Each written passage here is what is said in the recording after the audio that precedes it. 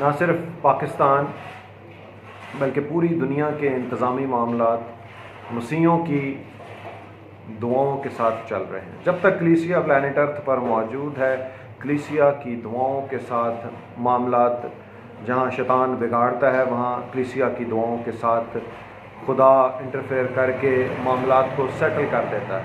تو اس طریقے سے سارا انتظام چل رہا ہے. پاکستان میں بھی جب مسیحیوں پر بہت زیادہ ظلم و ستم ہوا ہے تو خدا نے عدالت کی ہے اور خدا کا انصاف آیا ہے، کیونکہ ہمارا خدا انصاف کرنے والا خدا ہے اور وہ اپنے بچوں کی دعاؤں کو سنتا ہے اور ان کا جواب دیتا ہے. ایون جب مسیحیوں کی بستیاں جلائی گئیں، آبادیاں جلائی گئیں، خدا نے انٹرفیئر کیا اور رزلٹ میں آج وہ گورنمنٹس کا بھی پتہ نہیں ہے جو اس وقت کی گورنمنٹس تھی. خدا کام کرتا ہے، خدا ہماری دعاؤں کا جواب دیتا ہے. اور ابھی بھی سارے مسیحیوں کے معاملات کے تعلق سے ہم دعا گو ہیں. ہم سنڈے کو بھی سارے معاملات کے لیے سنڈے سروس میں دعا کرتے ہیں. اور ابھی بھی جو ملکی حالات میں جو بڑے بڑے معاملات چل رہے ہیں ہم ان کے لیے دعا گو ہیں. اور ہمارا ایمان ہے کہ خدا اپنی قدرت کو، اپنے جلال کو ظاہر کرے گا اور انٹرفیئر کرے گا. کانسٹیٹیوشن بک ہم پڑھ رہے ہیں. میں خداوند یسوع مسیح کا شاگرد عمر میسی ایک دفعہ پھر خدا کے پاک کلام کے ساتھ آپ کے سامنے موجود ہوں.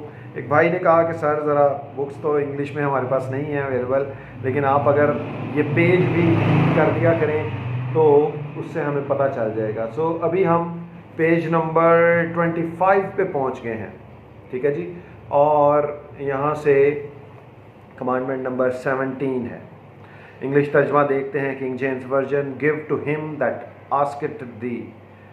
آسکeth thee, and from him that would borrow of thee turn not thou away. Matthew 5:42. اس کا اردو ترجمہ دیکھتے ہیں. جو کوئی تجھ سے مانگے اسے دے، اور جو تجھ سے قرض چاہے اس سے منہ نہ موڑ. خداوند یسوع مسیح کلیسیا کو یہ حکم دے رہے ہیں. یہ کلیسیا کے لیے تعلیم ہے جو کہ انٹائرلی دنیا کی تمام ٹیچنگز سے ایک ڈفرینٹ ٹیچنگ ہے، ٹھیک ہے جی. جو کوئی تجھ سے مانگے اسے دے. جو کوئی بھی جو چیز آپ سے مانگتا ہے آپ کو اس کو دینی ہے. وہ آپ کی پوزیشن میں ہے، آپ کی ملکیت ہے. تو خداوند یسوع مسیح کی طرف سے کلیسیا کے لیے، میرے لیے، آپ کے لیے، ہم سب کے لیے یہ حکم ہے کہ آپ کو اس کو دینا ہے، ٹھیک ہے جی. اسی آیت میں جو دوسرا حکم خداوند یسوع مسیح دے رہے ہیں، اور جو تجھ سے قرض چاہے اس سے منہ نہ موڑ. جب آپ کے پاس پیسے ہیں اور کوئی ضرورت مند آپ کے پاس آیا ہے تو آپ نے اس کو دینا ہے، ٹھیک ہے. پہلے سٹیپ میں کیا تھا کہ اس کو دے دے. جو کوئی تجھ سے مانگے اسے دے. اور جو قرض کا آ کے آپ کو کہتا ہے کہ مجھے مہینے کے لیے، 2 مہینے کے لیے 2000 دے دیں، 3000 دے دیں، تو آپ کے لیے یہ حکم ہے کہ آپ کو اس کو قرض بھی دینا ہے، ٹھیک ہے. مزید ٹیچنگز ہمیں سکھاتی ہیں ڈفرینٹ آیتیں. آگے جا کے ہم جب سیکھیں گے کہ آپ نے اس سے واپس ڈیمانڈ بھی نہیں کرنا. اس طرح سے آپ نے اس کو قرض دے دینا ہے. یہ خداوند یسوع مسیح کا حکم ہے کلیسیا کے لیے، ٹھیک ہے. اور مجھے پتہ ہے کہ جب قرض دیا جاتا ہے اور اگلا بندہ اگر ادا نہ کر رہا ہو تو اس کا رزلٹ کیا نکلتا ہے. لوگ پہلے تو شروع میں آہستہ آہستہ تقاضا کرتے ہیں، پیار محبت سے مانگتے ہیں واپس. جب اس سے نہ دیا جا رہا ہو پھر تھوڑے سخت ہوتے ہیں. پھر اس کے بعد لڑائی، مار کٹائی اور بھی بہت کچھ چلتا ہے. عدالتوں میں کیس چلتے ہیں کہ ہمارا پیسہ اس نے لیا تھا، قرض لیا تھا اور اس نے واپس نہیں کیا. اسی لیے انجیل مقدس کی تعلیم یہ ہے کہ آپ کو واپس مانگنا بھی نہیں ہے، اس کو دے دینا ہے، ٹھیک ہے. اور جس سے آپ ریلیکس بھی رہو گے. ایک تو آپ خدا کے کلام پر عمل کرو گے، خدا کی خاطر اس کلام پر جب عمل کر کے آپ قربانی دو گے تو خدا آپ سے خوش ہوگا، ٹھیک ہے جی. اس طریقے سے آپ کو اپنے تعلقات بھی نہیں گنوانے پڑیں گے. جب آپ اس کو دے دو گے تو آپ کے تعلقات قائم رہیں گے اور आगे चल के लड़ाई झगड़े भी नहीं होंगे। ठीक है जी। सो ज़रूर इस कलाम पर अमल करें। अगली टीचिंग को देखते हैं, अगली आयत को देखते हैं। खुदावंद यीशु मसीह हमें क्या हुक्म दे रहे हैं।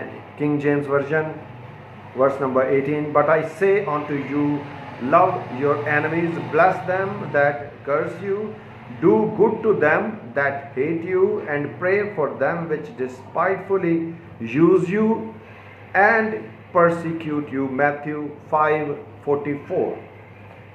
इसका उर्दू तर्जमा देखते हैं।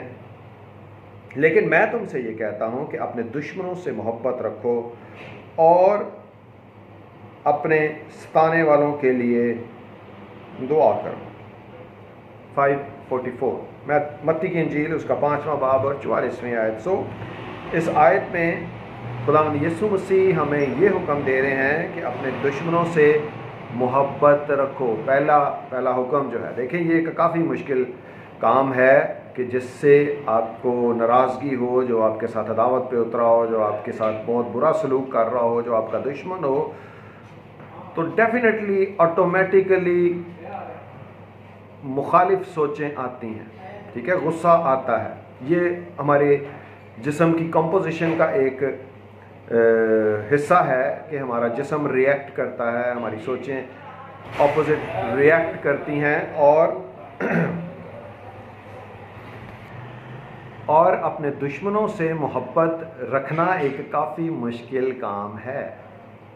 लेकिन जब आपके जहन में नेगेटिव सोच आ रही हो, किसी पे गर्मी आ रही हो, गुस्सा आ रहा हो, तो उसके लिए दुआ करें, जिससे क्या होगा कि आपका ऑटोमेटिकली गुस्सा कम होगा। ठीक है जी। देखें इसी आयत में अगला हिस्सा क्या है, और अपने सताने वालों के लिए दुआ करो। ठीक है, दुश्मनों से मोहब्बत रखो, अपने सताने वालों के लिए दुआ करो। 2 कमांडमेंट्स हैं, लेकिन दोनों को अगर हम इकट्ठा लें कि जो आपको सता रहे हैं, जो आपके दुश्मन हैं, आपने उनके लिए दुआ करनी है। ये सोल्यूशन है जिससे देखिए आप उनको माफ़ कर पाओगे। आगे चलकर हम इस बात को मज़ीद सीखेंगे। माफ़ ना करना ऐसा गुनाह है जिसके साथ खुदावंद ने सीवियर पनिशमेंट मुकर्रर कर रखी है कि अगर तुम आदमियों के कसूर माफ़ नहीं करोगे तो तुम्हारा आसमानी बाप भी तुम्हें माफ़ ना करेगा। अपने तो गुनाह, हम बड़े बड़े गुनाह खुदावंद से कहते हैं खुदावंद हमें माफ़ कर दे।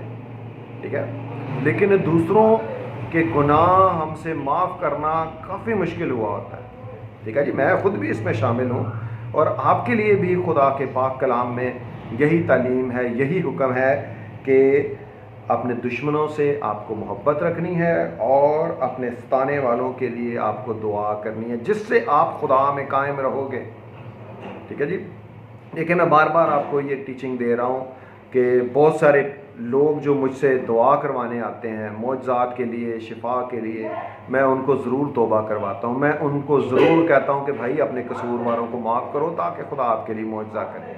और जो सच्चे दिल से करते हैं वो अपने लिए मौजज़े को हासिल कर लेते हैं। ठीक है, खुदा उनकी ज़िंदगियों में इंटरफेयर करता है, काम करता है और मौजज़ात होते हैं और शिफा होती है। सो ये बड़ा ज़रूरी काम है। आगे भी कॉन्टीन्यूसली इसी तरह की टीचिंग्स खुदावंद यीशु मसीह ने भी और इंजील मुक़द्दस में शागिर्दों ने भी आगे ये सारी टीचिंग्स दी हैं। सो खुदावंद यीशु मसीह का फजल आप सबकी ज़िंदगियों पर बढ़ता रहे। आमीन।